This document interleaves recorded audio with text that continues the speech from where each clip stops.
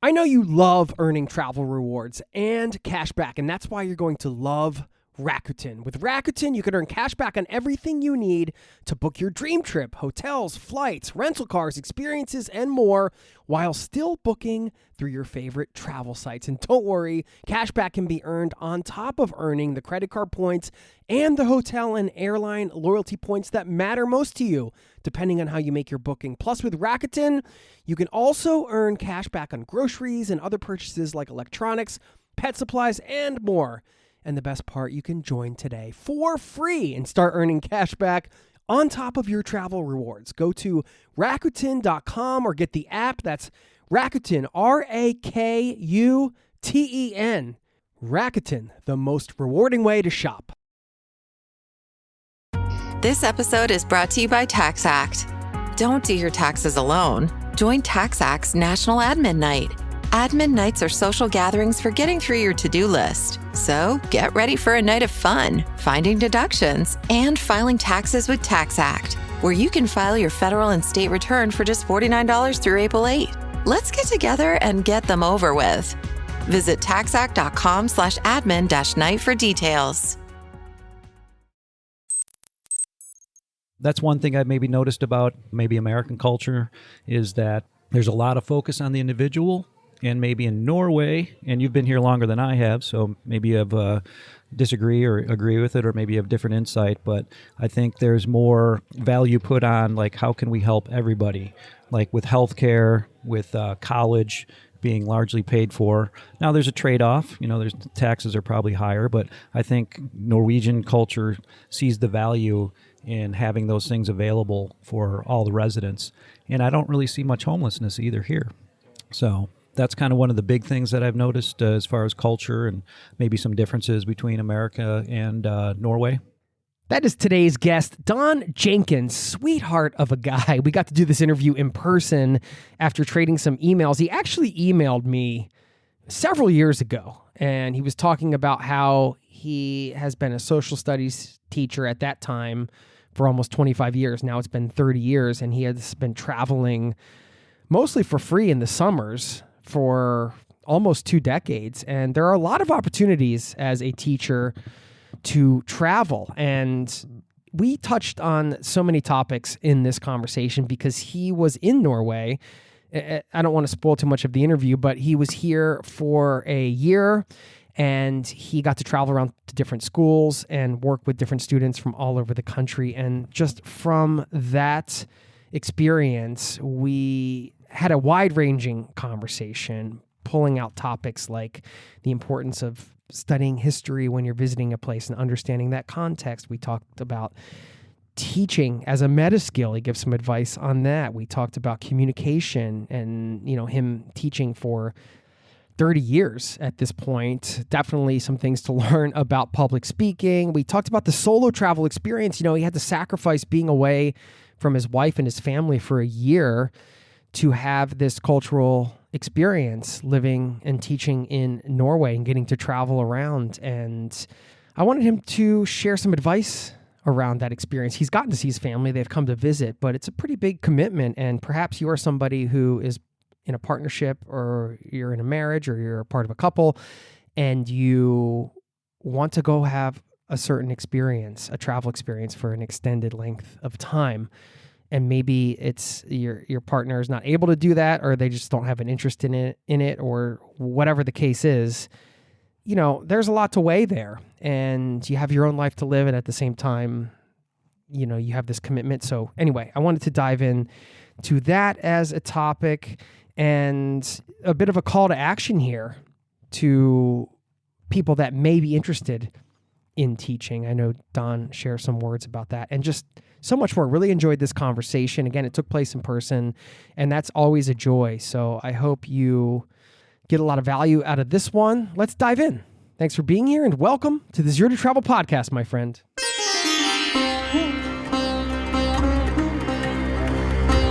You're listening to the Zero to Travel podcast, where we explore exciting travel-based work, lifestyle, and business opportunities, helping you to achieve your wildest travel dreams. And now your host, world wanderer and travel junkie, Jason Moore. Hey, it's Jason here with ZeroToTravel.com. Welcome to the show. Thanks for hanging out, letting me bring a little travel into your ears today. This is the show to help you travel the world on your terms, to fill your life with as much travel as you desire, no matter what your situation or experience. And you heard at the top what's going on today. Just a quick reminder before we dive in, ZeroToTravel.com/newsletter. It's where you can get our free newsletter. It goes out once a week. And I hope you can enjoy the community off the pod over there. I'm not going to say much more. I'm just going to dive into this conversation. I'll leave you with a quote on the back end to wrap it up. But for now, please enjoy my chat with the wonderful Don Jenkins. And I'll see you on the other side, my friend. Cheers.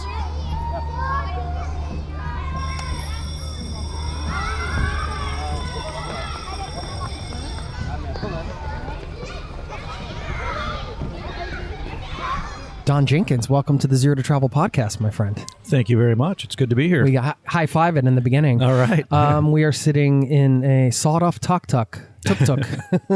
Tuk-tuk, tuk-tuk. I said tuck because we're in Norway.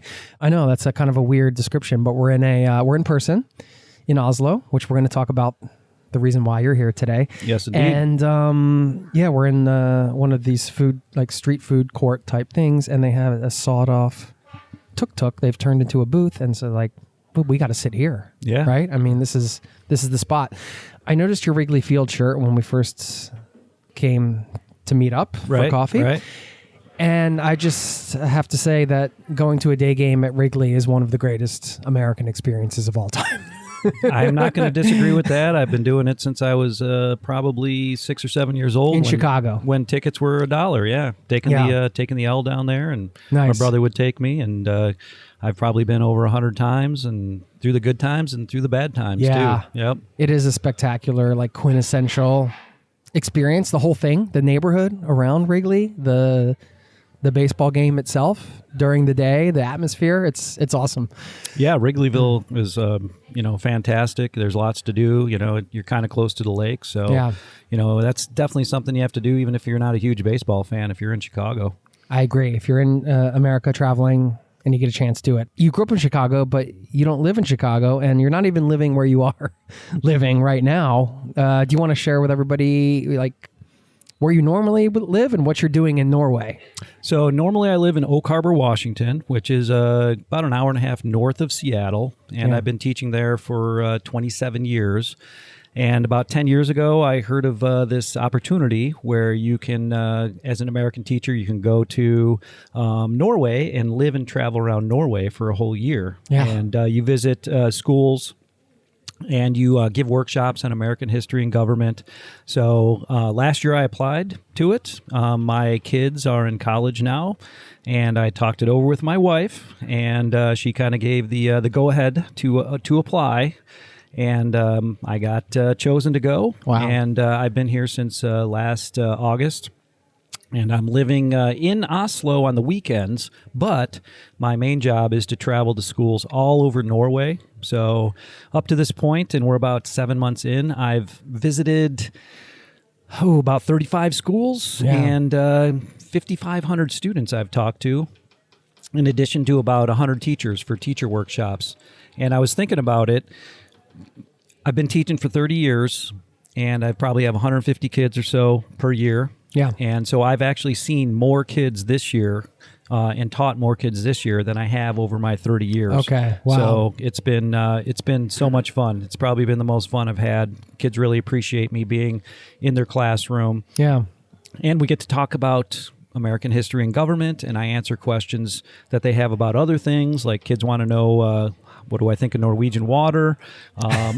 Delicious. It is amazing. They also ask me about Norwegian chocolate, which there's a chocolate bar here called Kvikklunch. Yep. And I apologize in advance. It's like a Kit Kat. Right. Basically. Right. Yeah. But I apologize in advance to all my Norwegian friends with my pronunciation. But all the kids want to know, is the Kvikklunch better than the Kit Kat? Yeah. And I have to say yes, or else they would probably carry me out of the room. But what's your real answer? Yeah. Oh, I think it is. I think it is. Yeah. How about you? You've had both, I'm sure. I'm not much of a fan of Kit Kats in general. Oh, okay. So I'm more of a Reese's peanut butter cup kind of guy, and they okay. don't have peanut butter cups here. All right. So, well, they have Reese's, but not Anyway, we digress. So yeah, I get a lot of questions in the schools I go to, but not just about that stuff. Like they want to know who I voted for. They want to know what kids are like in America. So it's been it's been an enlightening experience, but it's been a lot of fun too. Yeah. I mean, enlightening in what way? Just learning what the how the Norwegian schools are like and how the Norwegian teachers are like. So they do some things differently here that I think is maybe better. 8th through 10th grade are the grades that I go into, and the kids travel together. So they're in the same class with the same kids for 3 years, and they really get to know each other that way. And they also do trips. Like we were talking about this earlier, kids in Norway, they tend to go outside and do things. So they'll take trips out to the woods. They'll take hiking trips. They'll take skiing trips. They'll go out for 5 days at a time sometimes and visit another part of the country. So I think there's definitely a lot to be learned from Norwegian schools. And that's kind of been the enlightening part, I think, is those are things I can take back to the United States, and I can share with my colleagues in the United States about, how we can improve our schools in the United States too. By the way, you've been to 30 countries as well, right? So we're going to talk travel. We're going to get some practical stuff. We're going to talk a bit about, I think, meta learning, meta teaching. This idea, it's so great, like in theory. The idea that we can take something that's working in another culture and then bring it, back home or to another country or whatever, and kind of like cherry pick some of these great things that are working and implement them into the school system. In this case, he's like, oh, this is great. They're outside more. We see that, Finland or Norway or these places, they have great success doing this. Let's do this because it's working for them. But how do you actually do that? Well, that's a challenging part because you have to, there's processes in place in schools that are hard to break sometimes. Yeah. So I think it's important to start kind of small. So you might start in your classroom, and then once people see success, they will start to adopt it. And it also takes a while. You got to talk to the administrators. You have to talk to the people in charge.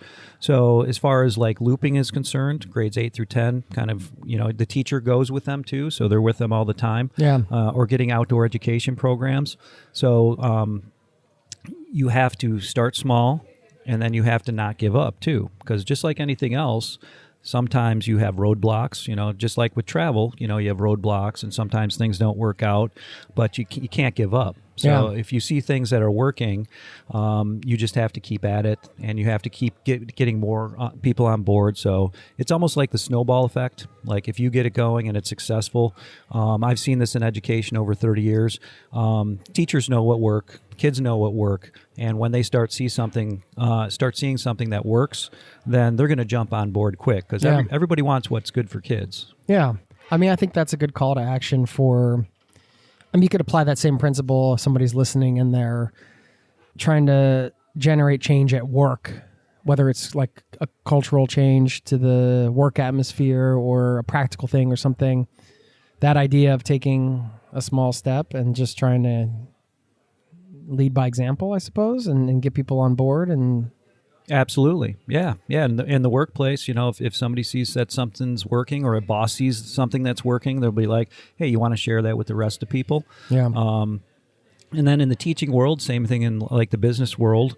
You can have workshops for bigger audiences. So, I think starting small is the way to go, and success will breed success, and people will be wanting, will have interest in that. Yeah.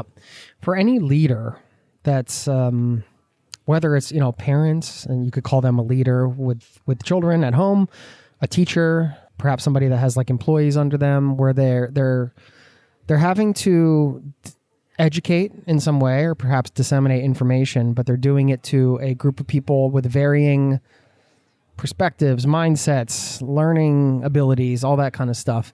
When you teach these workshops about teaching, because you're teaching teachers about teaching in some ways, what are some of the key things you kind of hone in on, like that we could learn from you today? Well, I would say one of the things is, listen to the teachers, and collectively the teachers that I've had in workshops, they have a lot of experience. So I don't feel like it's just me up there saying this is how we do something. Right. Like I have a workshop on AI in education and how to use it for teachers to save time, but also, what about students? Should students be using it? How do we use that in schools? And all the teachers that I've been to, some of them, are very knowledgeable about AI. The last school I went to, one teacher was getting a degree in it. And then some teachers are like, I don't know what to do. Yeah. I don't know anything about this. And it's changing all the time. So I think it's kind of like the design thinking approach. What do the people need? What do the teachers need? What do they want to learn? And then you can kind of share ideas, and they come up with a lot of ideas I never thought of how to use AI or how it's working in class. So I think being a leader, you have to just assume you don't know everything and that you can learn from everybody who, you're talking to or holding a workshop for. And it's the same thing with students too. Students bring a lot of knowledge to classes too. So it's just not me disseminating information. It's how can we attack these problems together and make our classrooms better and make it better for students too. Yeah. Has your time here changed the way you see your home culture? Yeah, I think I've definitely learned some things that I think I've become more patient maybe.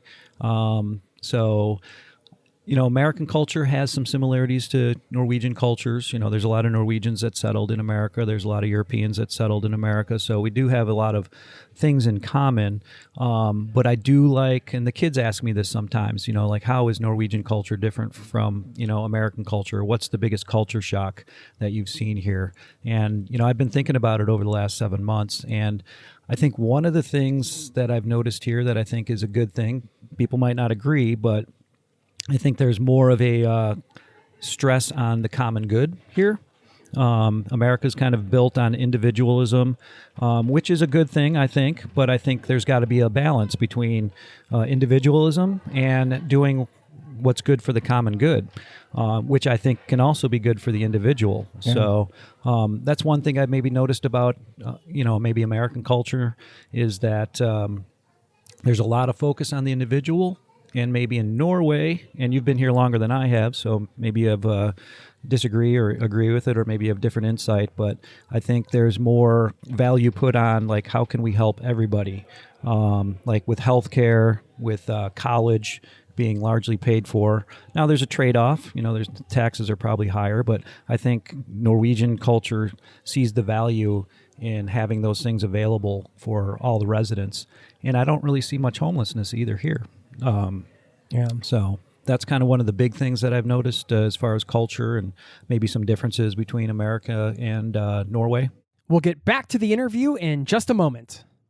I know you love earning travel rewards and cash back, and that's why you're going to love Rakuten. With Rakuten, you can earn cash back on everything you need to book your dream trip, hotels, flights, rental cars, experiences, and more, while still booking through your favorite travel sites. And don't worry, cash back can be earned on top of earning the credit card points and the hotel and airline loyalty points that matter most to you, depending on how you make your booking. Plus, with Rakuten, you can also earn cash back on groceries and other purchases like electronics, pet supplies, and more. And the best part, you can join today for free and start earning cash back on top of your travel rewards. Go to Rakuten.com or get the app. That's Rakuten, Rakuten. Rakuten, the most rewarding way to shop. This episode is brought to you by Fandango. People say fans are too distracted these days, but the truth is, when a great movie hits the screen, you show up, you stay glued, invested, part of the story. And without fans like you, there'd be no cinema magic, no shared moments. So head to Fandango.com to get tickets, stream, or rent or buy top movies and series. Fandango loves fans. Now, back to the show. You're thinking about this stuff a lot, I'm sure, because you're here by yourself. You're also traveling around and taking in new environments all over this country. I mean, you can't help but kind of face these questions in some ways, right? Like it's in your face every day in a lot of ways. Yeah. Yeah. And the kids ask me the questions all the time too. So it's probably more heightened than my perspective because it's just like sort of my daily life now. Sometimes it gets just caught up in this is just where I live. But do you feel changed fundamentally in some way just by spending time here alone? I mean, there's a lot of dynamics to this too, because you're away from your wife. You guys have been married almost 30 years. Almost 30. Congratulations. Yeah, thank you. Thank you. Which we can get some advice on that too, because there's probably some people listening that perhaps they're in a partnership, maybe not a 30-year partnership, but a partnership, and maybe they want to travel and their spouse doesn't, or not at all, or maybe in this case, like they just didn't feel like going on this particular adventure, kind of negotiating that. I just wanted to hear some of your advice on that too. But yeah, I think communication is key. So before I even applied to this, I talked it over with my wife, and what would happen if I did get chosen to come here. So I think just communicating, what you want to do, and see, what your partner thinks about it, and just kind of negotiating, like, how is this going to work? Am I going to stay home, or am I going to go with? My wife likes to travel, but she ended up not deciding to come here. She could have come if she wanted to, but we have a house at home. We've got other things at home. So I think just talking and discussing, and kind of going over, what is this actually going to look like, and how is this going to affect our lives? So I think that's very, very important. And then you have to know what the other person wants too. Maybe there are some things they've been thinking about that they want to do.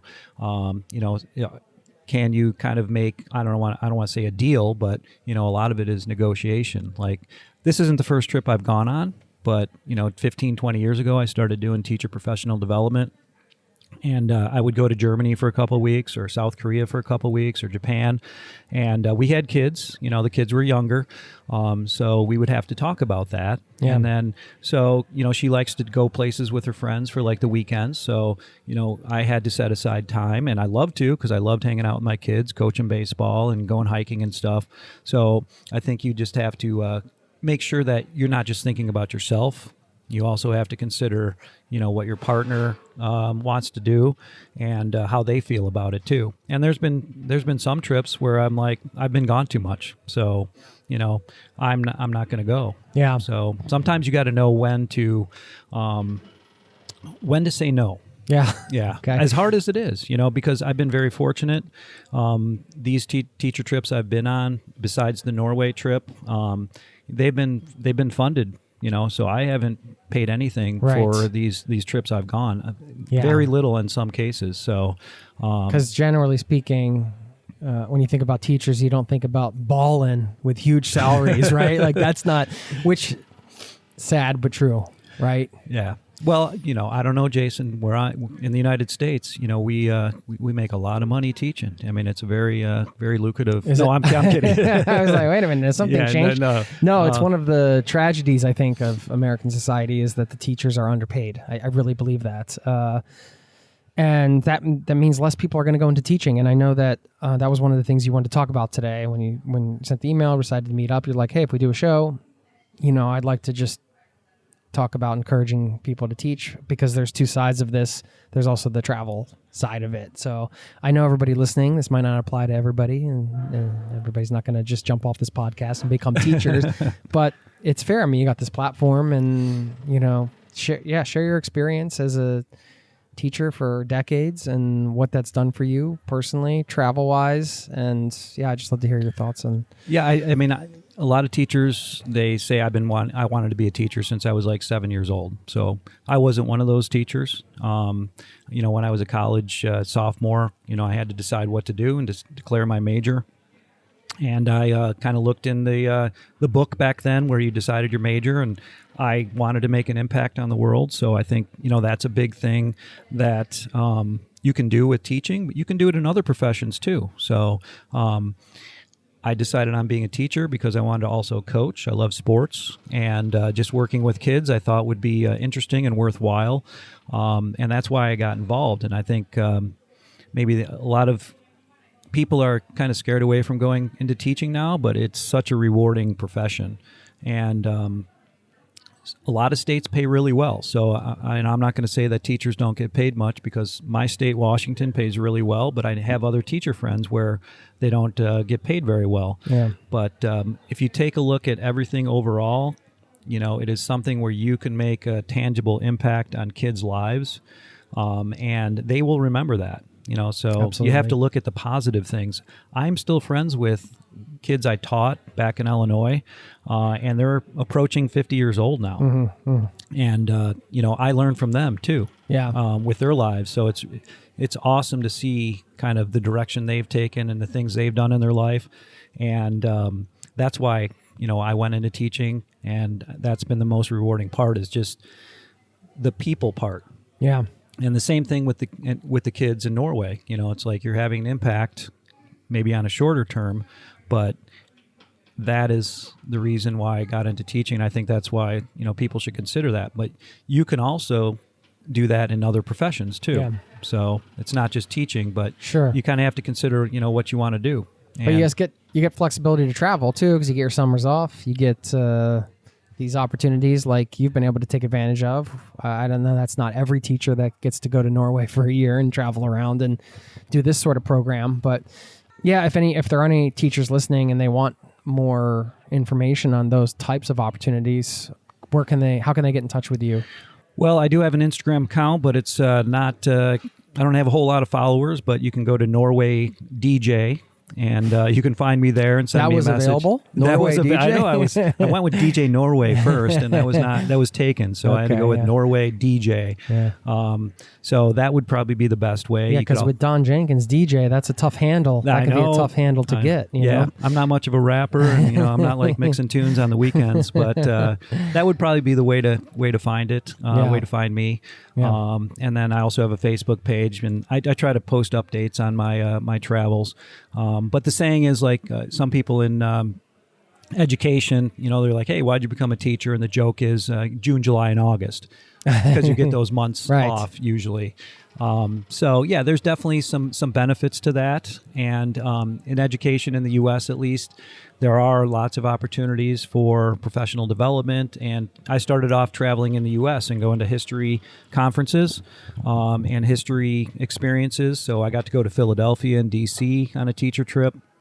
And then it's one thing leads to another. So you never know where it's going to lead. So I think that applies to any profession or even traveling too. So, you meet one person in one country that might lead to you going to that country. Who knows? Maybe you get married to that person. So I think it's good to be open to opportunities, no matter what profession that you're in. Yeah, that's great advice. The being open thing is, I've found, at least from my own personal experience, that and just through a lot of conversations, that the more open you are, the more willing you're kind of to do different sort of things, the more travel you can add into your life if travel's your passion. And I'm guessing it is at least one of your passions if you're listening to this show. Because if you're just like that person that's just, okay, well, like most of these people won't do this, but I don't care. I'll go. It takes me somewhere else. I'm just going to have this experience, even though it might not be your dream job or whatever. I'm not referring to teaching, but just in general, being open and flexible. I found that is such a great way to see more of the world, because you're just opening yourself up to different opportunities. All right. I have a question around Scandinavia. And I mean, I'm asking you this because you're here by yourself. You've spent 7 months here now, right? Yep. And notoriously expensive, as travelers always see it. And of course, compared to like going to Southeast Asia or something, if you're talking from like a US dollar standpoint, definitely more expensive. But that doesn't mean prohibitively expensive if you're doing it correctly. And I'm just asking you this because this was all through fresh eyes with you, right? You're here in this expensive place. How do you advise people visiting to do it in a way where it's affordable? Yeah, I think planning ahead is key. So like I have to book a lot of trains. I've probably taken 100 bus trips. I've probably taken 30 train trips. I've been on the plane. I've been on the buses. I've been on the ferries. So I think planning ahead can save money, because the farther out you plan, the cheaper the tickets will be. So I think that's one key.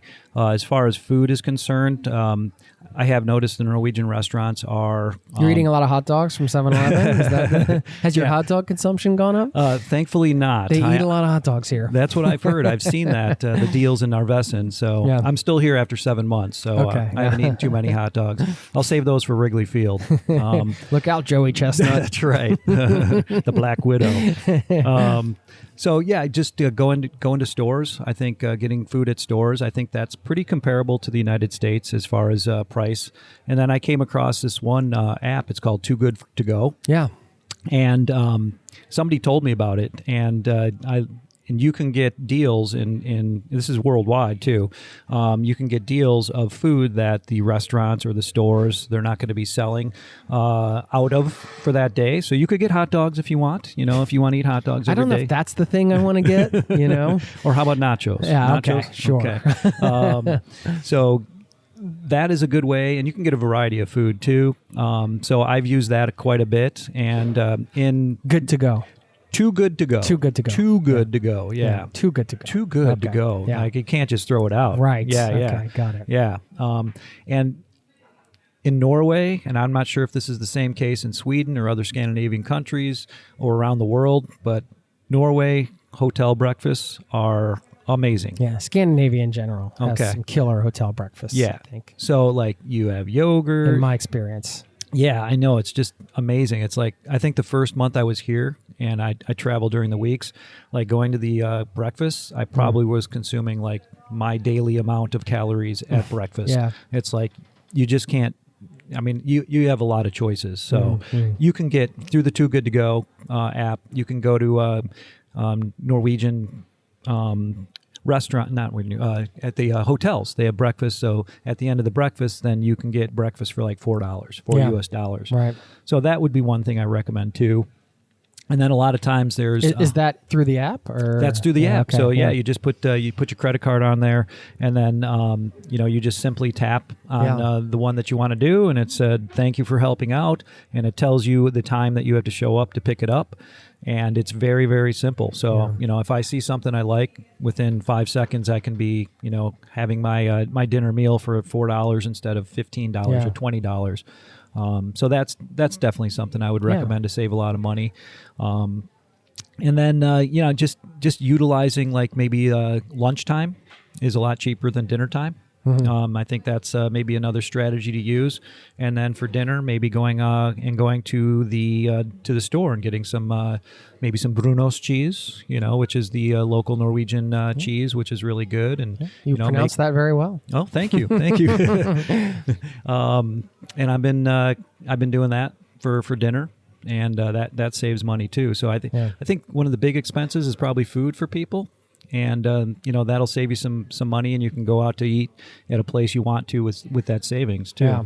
I think one of the other things you've been doing is engaging in friluftsliv, the fresh air life. Oh, that yes. Norway is known to, which is, like you're doing a lot of hiking and stuff like that.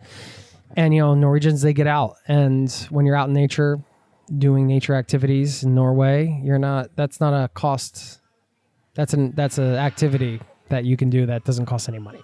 Yeah, and you meet a lot of people that way and you're doing too. what the locals do. Right. Yeah. And like you're saying, there's a lot of locals out hiking, and sometimes I'll look at Google Maps, and you can do this anywhere around the world.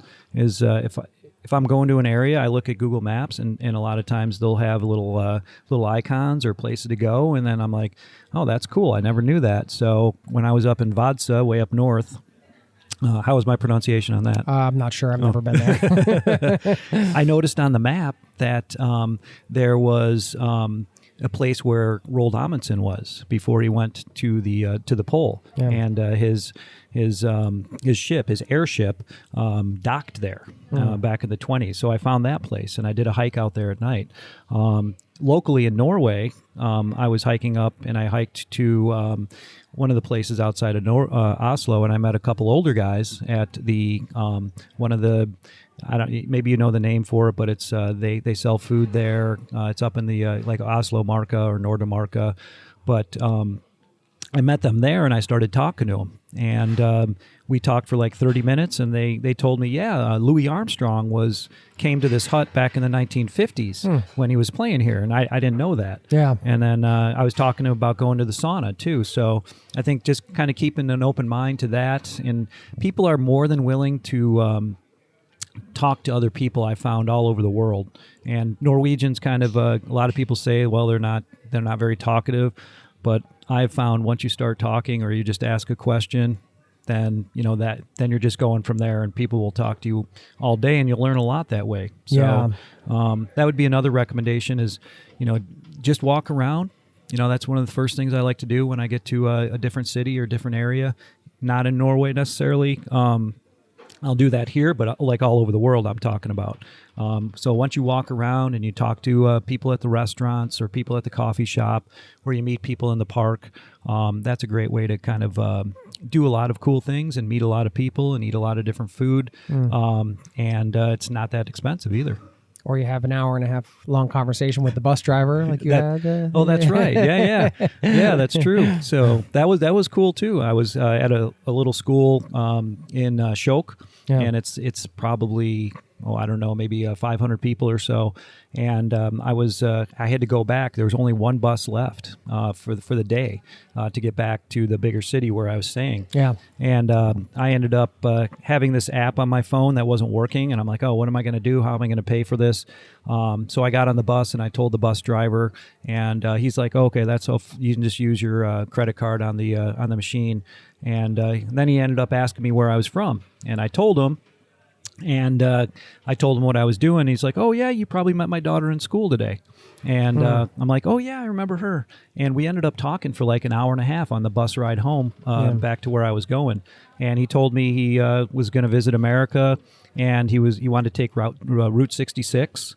And he had been to America several times to buy old American cars. Oh, really? And he had like 3 or 4 of them. Oh. And then he ended up picking up a couple of his friends. And he says, oh, yeah, these guys ride with me all the time. They were kind of some older guys that just ride with him on the bus route, for companionship and just to talk. Really? Okay, And that's a great way to learn the local history too. So I'm a history teacher and government teacher, and I'll often ask people that I meet, teachers, students, like, what's the history of the area? What was it like during World War II? And he told me some stories about, being here and having his family here in World War II. So I learn a lot, a lot of history just talking to people that way too. We'll get back to the interview in just a moment. Now, back to the show. As a teacher, obviously one of your big responsibilities is clear communication, so people are getting what you're teaching them. I'm just wondering, what is your advice on that? For anybody that's doing public speaking or just trying to communicate ideas. Through your decades of teaching experience, what have you learned about communication? Well, I think this applies to any profession or anything you're doing. What I found is, try to get to know the people you're communicating with. So you can do that a variety of ways. Like I like to start off with some jokes. Let's hear one. You want to hear? All right. Maybe you've heard this one before, but the kids in Norway like this for some reason. In the beginning of my workshops, I show some pictures of Washington State, and I show Mount Rainier and the Wonderland Trail. Mm-hmm. And then I show a picture of a bear because Steve and I, the guy I went with when we did the trail, we saw a bear on there. And then I asked the kids, like, so how do you get away from a bear that's chasing you? Do you have any ideas, Jason? What's your strategy? Run like hell and scare them. There's play dead. There's all those things, but that's not a punchline, so I know that's not correct. Oh, good. You didn't take away my punchline. I appreciate that. So I say after that, and it works, but I say, well, you don't have to run faster than the bear. You just have to run faster than your friend. Oh, yeah. Yeah, you've heard that one. Yeah, but thankfully many Norwegians haven't, so I usually get some laughs, and that kind of loosens them up. But then I ask them, like, do you like to hike? Or I'll ask them, do you like to ski? So I think just getting to know people is a key way to start, and then they're more likely to listen and they're more likely to talk to you too. So, my workshops are not just one way, me speaking for an hour and a half and talking about America and government. And I think it's good to know, a little bit about the people that you're communicating with. And I found that over the years, 30 years of teaching, students will trust you a lot more, and they will work harder for you if they think that you care about them. Mm-hmm. So, and I think that can apply in the business world. That can apply when you're traveling too. Like I like to get to know, I spend 3 or 4 days in certain towns, and all the towns I've been to, I've usually met people at the hotels. I've met people at restaurants, and I learn a lot that way too. Yeah. So I think that's what I've noticed is the key to a lot of things is, show an interest in other people, ask questions. And I think that's a key to communication. And, with the workshops I develop, once I kind of break through that and people are laughing and, I'm asking them what they're doing on the weekends, they're more likely to, want to learn about, what I have to say. Yeah. As a history teacher, how important is it to you to understand the history in order to place the present place you're visiting into context?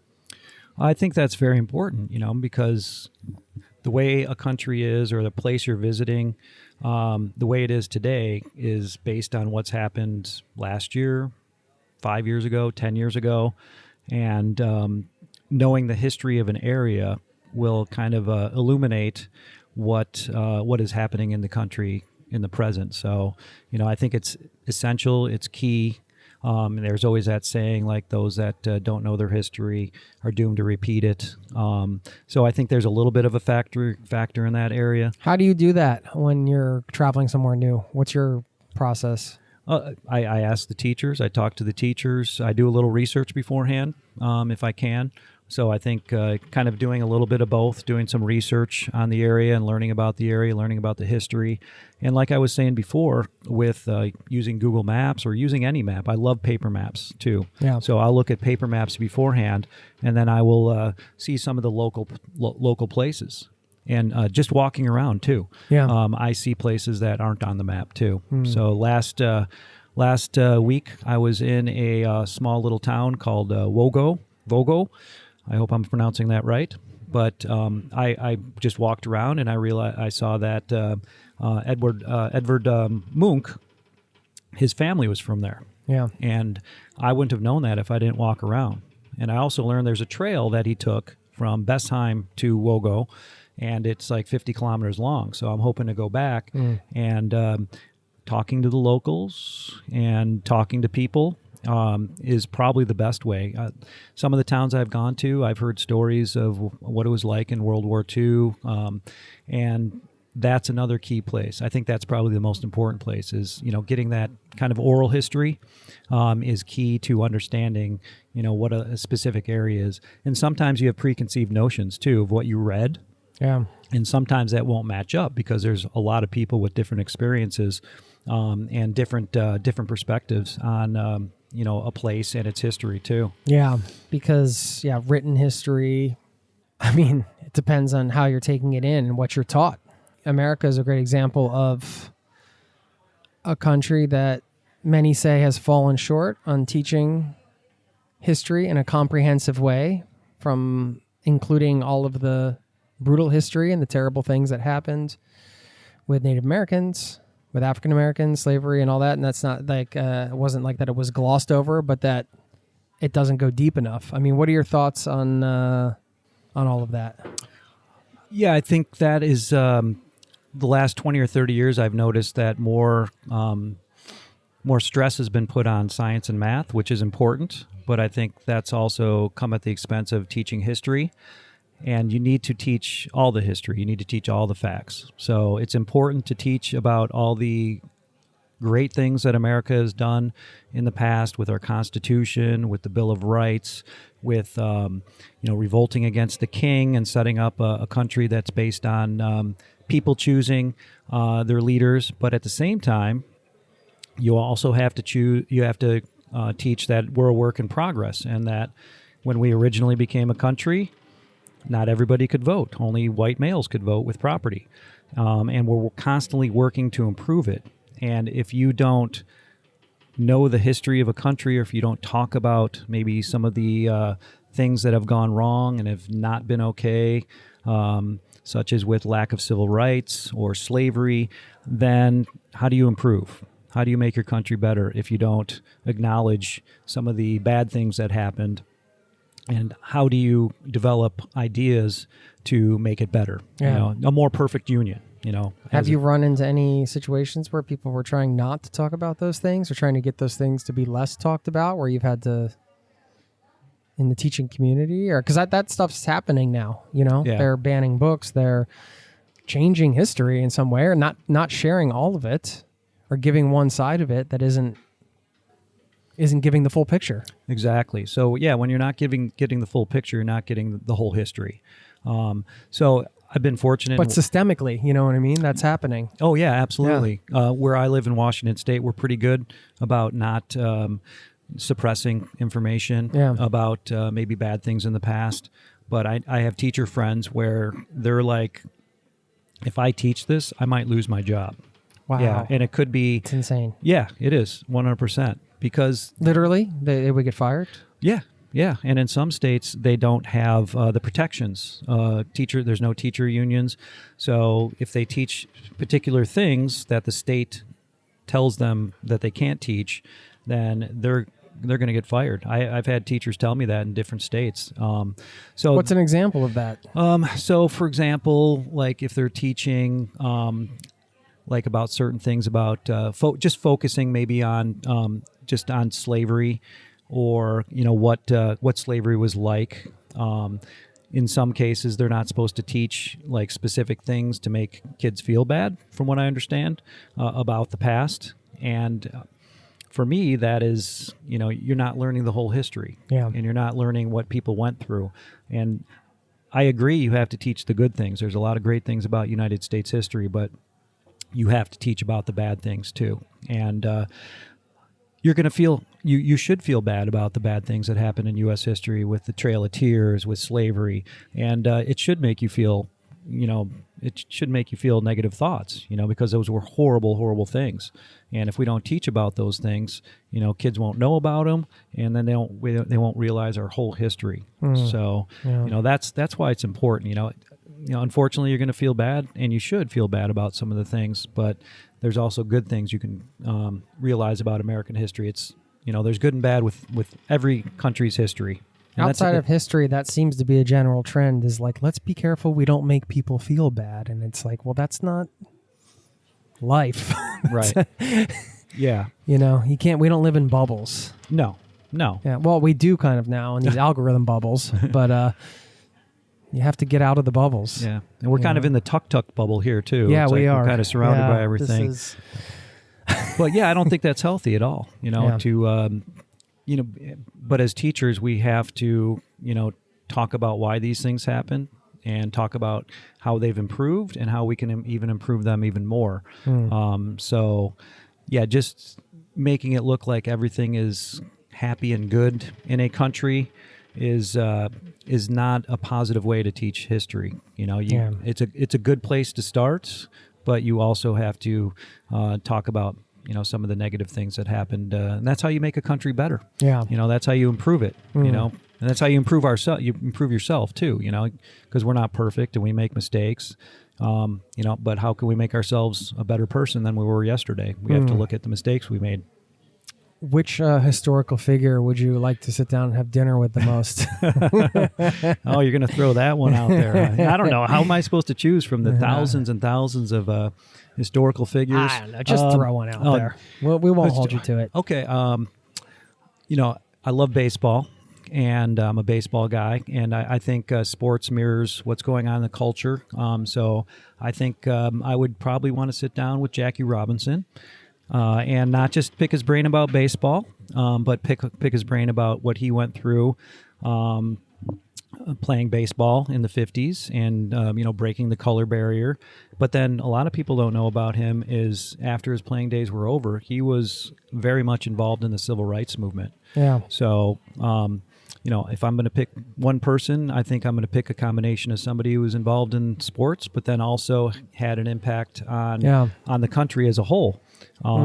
So, but that's just one example. I mean, I think that's a great example. Yeah. I mean, he is one of the most inspiring historical figures when you read his story and you see what he went through. And but I also like to, I think it's important in history to not just look at the well-known names and look at the normal everyday people and what they've done. So there's a lot of normal everyday people in American history and world history that have made a big impact. So there's a lot I'm sitting with one of them. Oh, right. Well, I mean, everybody remembers their teachers, and you remember the good ones. Well, yeah. They make a big impact, man. I would hope I've had an impact on some of my students, and they've definitely had an impact on me. So it's gone both ways for sure. But I appreciate that for sure, and that's one of the reasons I got into teaching is, I wanted to have an impact on the world, and I wanted to impress on students not only how important history was, but what you can learn from it and how you can use that in your own life. Some of these historical figures, they went through a lot of bad things and a lot of horrible things, and I think we can use that in our own lives when we're having challenges, whether it's traveling or whether it's maybe losing a job. And we were kind of talking about this earlier, we've been I know I've been pretty fortunate in my life, but there's been a lot of people who've had really, really difficult lives. Yeah. And we can draw inspiration from them on a daily basis. Yeah. I think that you're right too with the studying a bit of history before you visit a place. I feel like, everything that happened before sort of sets the stage for the present moment in some ways. Not that that's always perceivable on the ground, but to have this understanding of what people have been through, where they've come from, I think is huge. I always appreciated that about the guidebooks, and that they would, include this sort of historical section of the guidebook that wouldn't overwhelm you with you can't possibly understand an entire country's history brushing up before your trip, but you can get a sense of the things that have happened and what people have been through. And I think it does add a lot of value to the on-the-ground experience, personally. Yeah, it just gives you some context. Yeah, absolutely. But then I would add in after that, like when you get to the place, then it's important to kind of expand your knowledge by talking to people who actually live there. And a lot of things you see on the news, which you're talking about current events, that's why a lot of people travel is like, I'm going to go to that place and see. You're like a mini ambassador like for exactly. That's what these guys and gals that you're talking to at the schools, the kids, they're asking you all these questions because they want to know, okay, this is like a real American citizen. Like, what's going on? What do you think about this? That's a bit of a responsibility. Yeah, that's part of the job. That was why the Fulbright program was started back in the 50s, is that it was a cultural program, but it was a way to bring people together. And the idea is if you know more about other people around the world, and this is a worldwide program that thousands and thousands and thousands of people are in every year, then it's going to reduce conflict. So it's kind of that soft diplomacy that I think is very important. So you're exactly right. We're supposed to be like mini ambassadors for the United States, and I hope I've done a decent job of being an ambassador and kind of explaining to students what it's really like in the U.S. because Norwegian kids are really, really interested in Norway. In the United States, and many of them want to go to the United States as exchange students. Yeah. So I try to kind of encourage them to do that because, like I'm doing this year, spending a whole year here, I am learning way more than I could just on a 2-week, trip where I'm just traveling around and going from hotel to hotel. So that's the way you really get to know people and a culture is by spending time there with people who live in the community.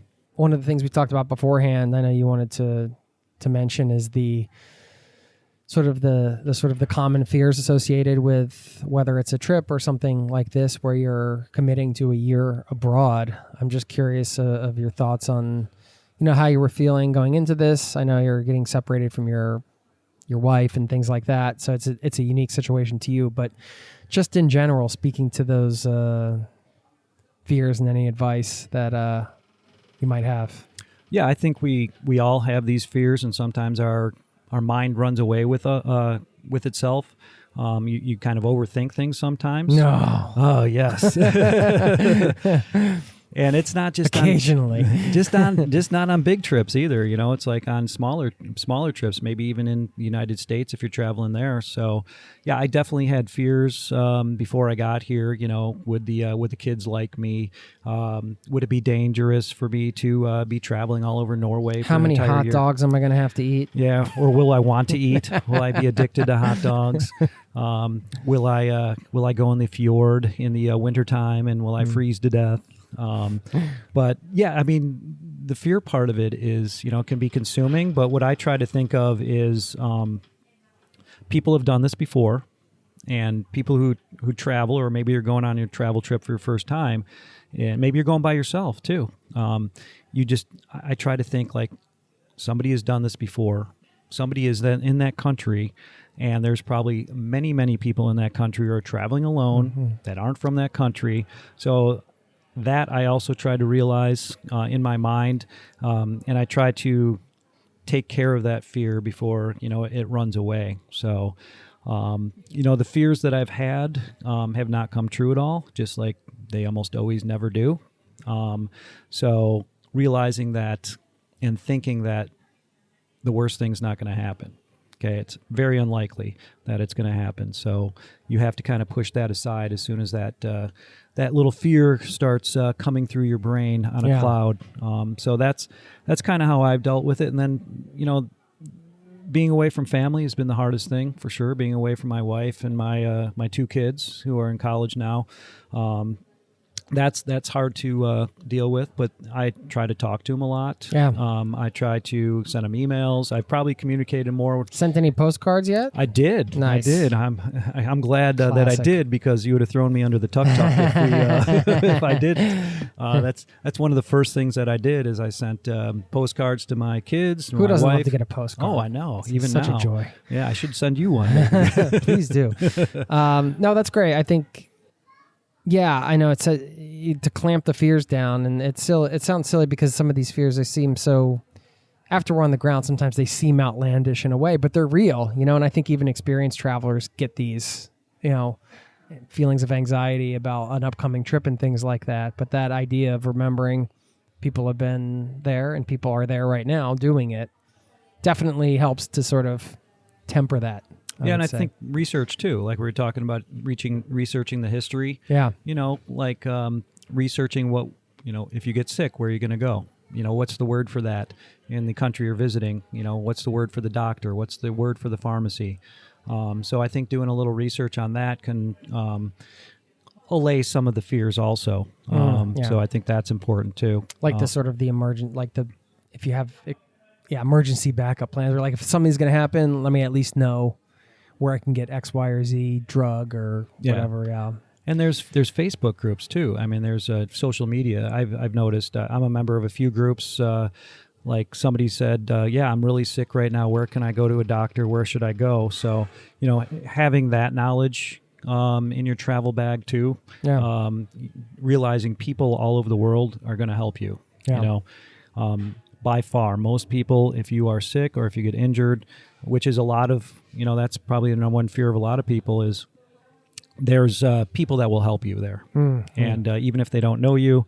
And again, there's the online aspect, which we're very fortunate to have, where you can get some help online from other people who might be in the area too. Yeah. So that helps with the fear part too. You're a big hiker.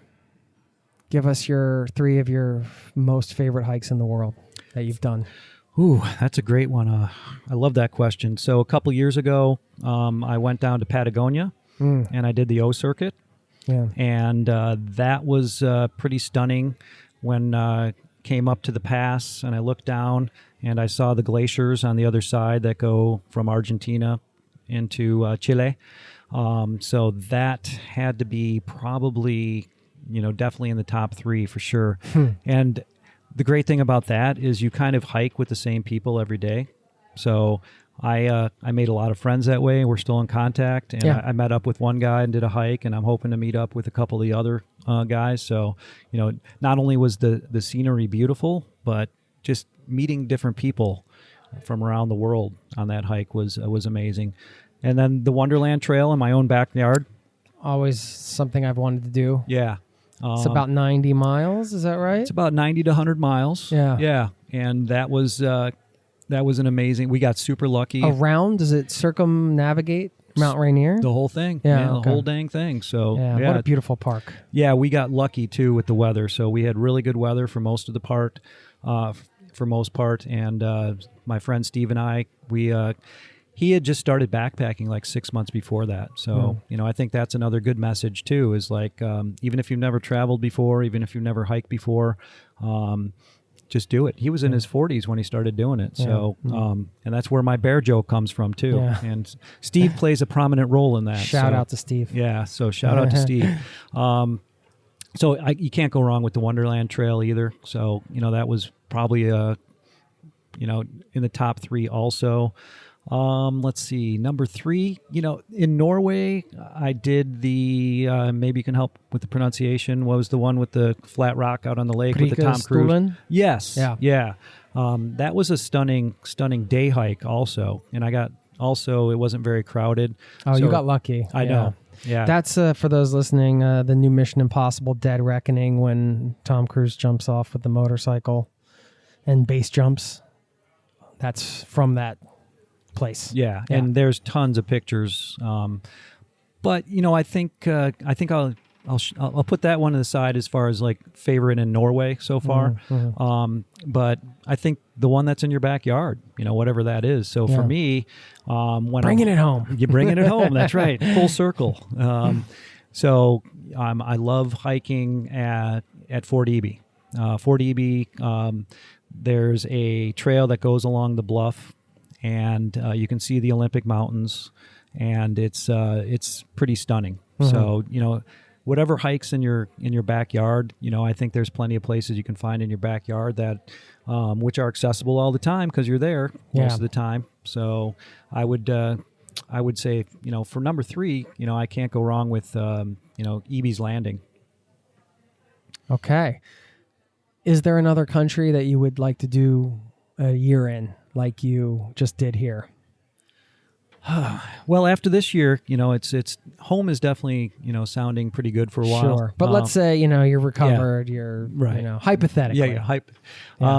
New Zealand. If your wife's listening to this, I don't want her to worry that you're off and around. She's like, why did that Jason guy ask that question? It's encouraging to be gone even more. Well, if I could bring my cat with me too, she would probably be more likely to want me to go. But I would say New Zealand. Yeah. I mean, that's been high on my list. And Bhutan also. That's been high on my list too. So if I had to settle on one, it'd probably be New Zealand, because I think what I've seen, the scenery is stunning.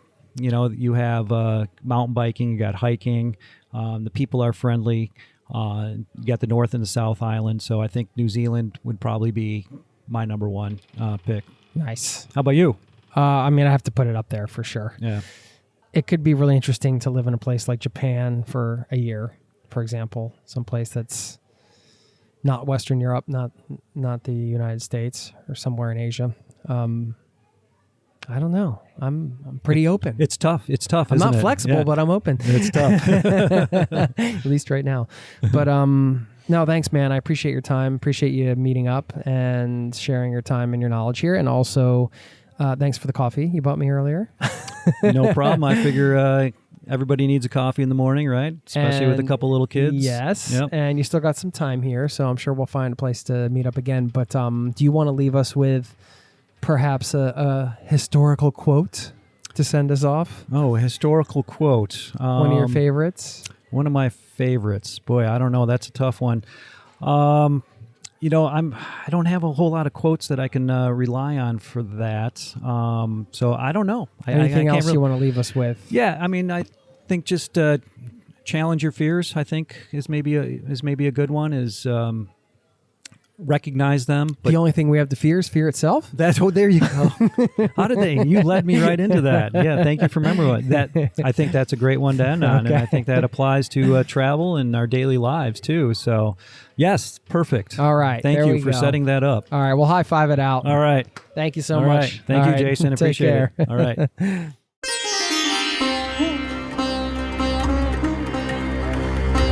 There you have it. Thanks to Don for taking the time to meet up and hunch over a bit with me in that sawed-off tuk-tuk we were sitting in Oslo, Norway. He is back home safe now, and it sounds like he did have a wonderful experience with his year abroad here in Norway. What a unique way to see a country. You know, his experience just reminded me of the fact that there are so many opportunities out there to travel. You know, I don't know what profession you're in or what you're up to right now, but, you know, sometimes if we just open our minds a bit, or we look around, or we intentionally do some research in a different way, we can find opportunities to travel that we didn't even know existed. I mean, this is what happened to me. You know, I was just applying for these random jobs when I came out of college. I didn't even really know what I wanted to do. I had all this debt, and I thought, well, what if I, you know, just looked for some kind of job that required me to travel? That just changed the way I started looking for opportunities.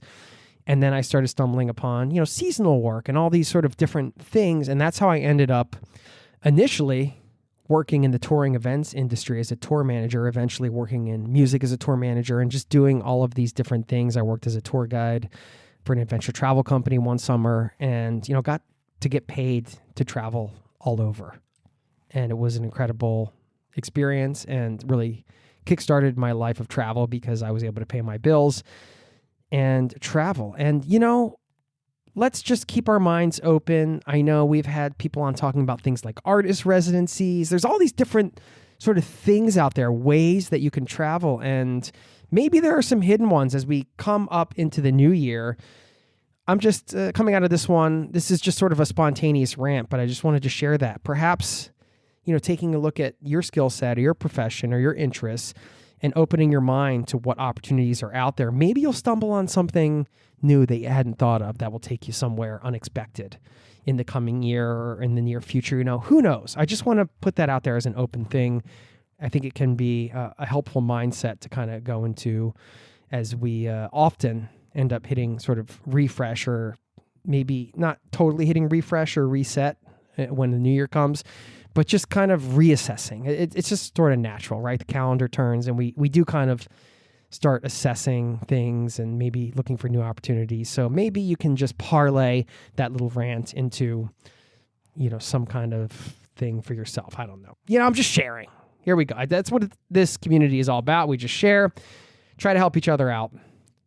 Rising tide lifts all boats type of thing. Okay, let me leave you with a quote from Henry Adams on the lasting impact of teachers. He said, "A teacher affects eternity.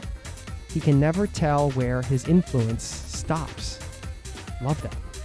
Thanks for listening, and I'll see you next time. Peace and love to you and yours. Cheers.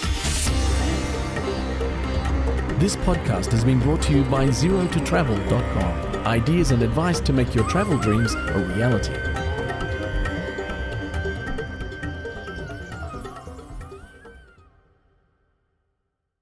Expedia. Hey you, what you doing? Scrolling? Doom scrolling? Looking at other people's vacations? Miami, San Diego, Cancun? Okay, what about you? What places will you go? Expedia is the one place you go to go places. Your trip can earn rewards which you can use towards your next eligible stay. Soon people will be doom scrolling you. You'll be that friend's friend, but with rewards. What are you waiting for? Expedia, the one place you go to go places. Terms apply.